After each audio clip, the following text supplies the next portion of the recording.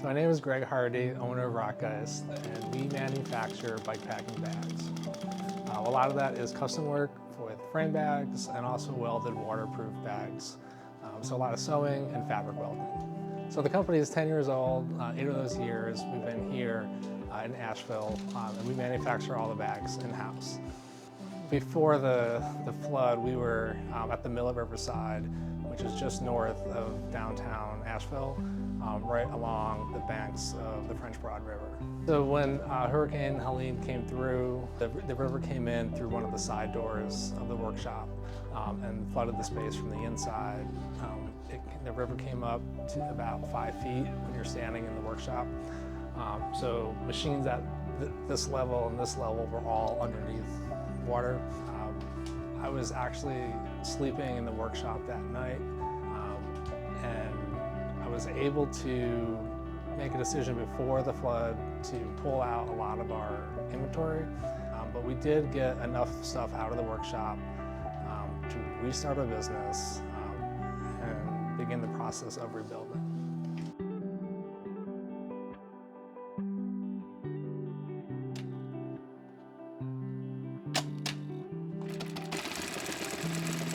I'm Emmy. I've worked at Rockgeist since July 6, 2020, which is right about almost 4.5 years. Here I make all of the welded waterproof bags, so I manage the welded line. So Helene hit Friday.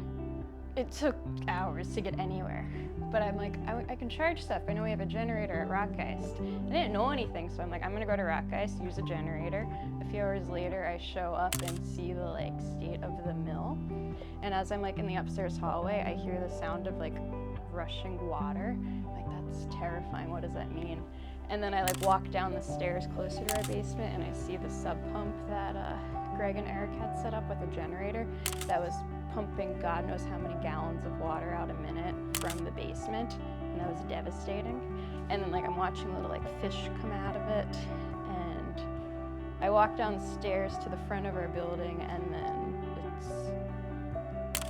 I see the whole flooded parking lot and cars floating in it, and then I walk over to Rockgeist and see all the mud and peer through a window and see that the water is as tall as I am. And then I took a moment and broke down crying, and the gravity hit me. I went there thinking I could maybe use the generator, and oh, the whole entire place is filled with 5 feet of disgusting muddy water. The photo I took of that frame bag covered in mud is the frame bag we use as our demo bag to show people all of the features we have. And I saw that covered in the mud. I'm like, we need that. That's iconic. One, it's super helpful. It's been here forever, but also it's covered in mud. And when we clean it off, it'll show how durable the gear is.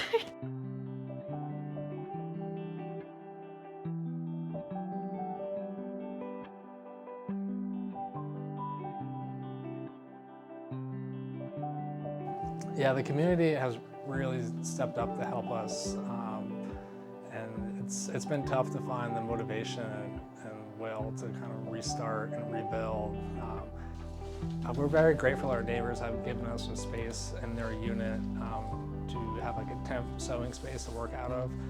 We're also storing some equipment in here. It's just a corner of their unit. So for the people asking to offer some help with us, I think there's definitely a few ways. We did save a lot of our inventory from the workshop the night of the flood, so we are selling stock gear on our website, rockgeist.com. We're also selling gift cards that can be used when we do have our full workshop up and operational again. And if you're local to Asheville, we'll also need some hands moving equipment and building out the shop, which would likely happen around February or March, if we're lucky. I'm excited to see how we come back. The people who stay will be, you love it. And I think we're gonna have a greater sense of community among ourselves, as well as the community that we're a part of in Asheville. So much closeness is developing and intimacy through this disaster.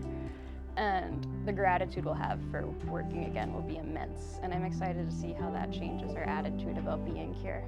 It's such a fun place to be. We'll definitely look back at this as a critical moment of our company history. And I think there is a good opportunity to rebuild and create a company that was better than before. I think there's opportunity to better serve our customers, our employees, and the bikepacking community at large.